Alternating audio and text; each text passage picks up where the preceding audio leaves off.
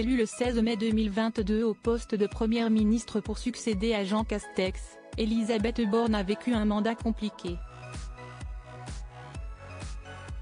Le 8 janvier dernier, après plusieurs semaines de rumeurs sur son avenir, la femme politique de 62 ans a remis sa démission à Emmanuel Macron, qui l'a acceptée.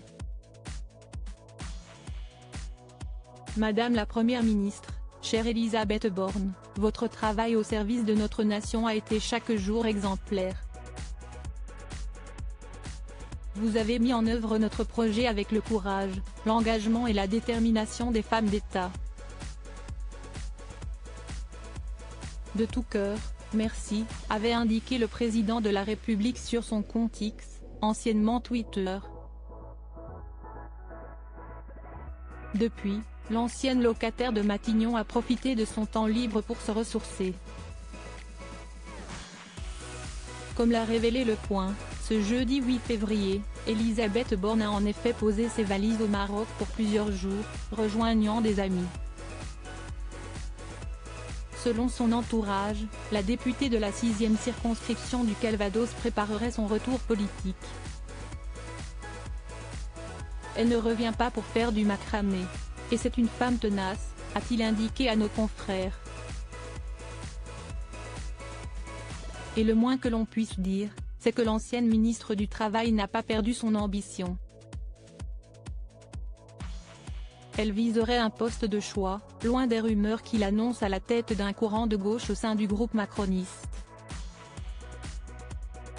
Un sous-groupe, ça n'existe pas, c'est une mort politique, a avancé Sylvain Maillard auprès du Point. Elisabeth Borne, l'évolution physique de la Première ministre en images. Elisabeth Borne en toute détente à Marrakech le 16 janvier dernier, Elisabeth Borne profitait des joies du Maroc en visitant Marrakech.